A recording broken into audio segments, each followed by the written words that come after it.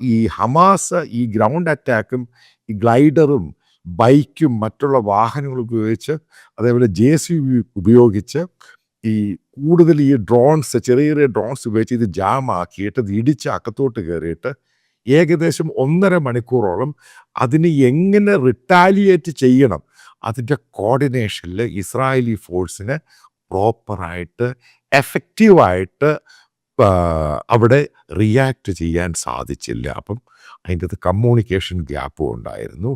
ആരാണ് ഇതിന് ഓർഡർ കൊടുക്കുന്നുള്ള സംഭവം ഉണ്ടായിരുന്നു.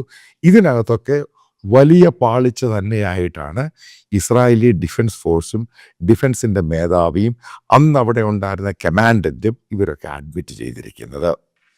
ഇനി മറ്റൊരു സംഭവം, അവിടെയുള്ള സിവിലിയൻസിന് സെക്യൂരിറ്റി കൊടുക്കാൻ, അതായത് ഈ പങ്കെടുത്ത് അവിടെ താമസിക്കുന്ന പല ആൾക്കാരുണ്ടായിരുന്നു ഈ നോർത്ത് ഇസ്രായേൽ ഭാഗത്ത്.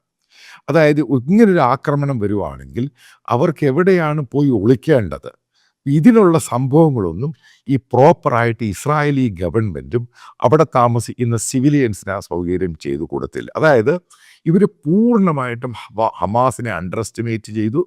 അതേപോലെ തന്നെ ഈ ഹമാസ് ഇങ്ങനൊരു അറ്റാക്ക്, അതായത് ഗ്രൗണ്ട് അറ്റാക്ക് ഇസ്രായേലിനെതിരെ ഉണ്ടാകില്ല എന്നുള്ള ധാരണയായി അതിൻ്റെ പേരിലാണ് 1200 പേര് കൊല്ലപ്പെടുകയും മറ്റ് പലരെ ഹോസ്റ്റേജസ് ആയിട്ട് കൊണ്ടുപോവുകയും ഏകദേശം 3-4 മണിക്കൂർ എടുത്തു ഇസ്രായേലി ഡിഫൻസ് ഫോഴ്സിന് അസംബിൾ ചെയ്തിട്ട് ഇവരെ തിരിച്ചോടിക്കാൻ. ഇതാണ് ആ റിപ്പോർട്ടിൻ്റെ അകത്ത് ഏറ്റവും പ്രധാനമായ, അത് വലിയ പാളിച്ചയായിട്ടാണ് പറയുന്നത്.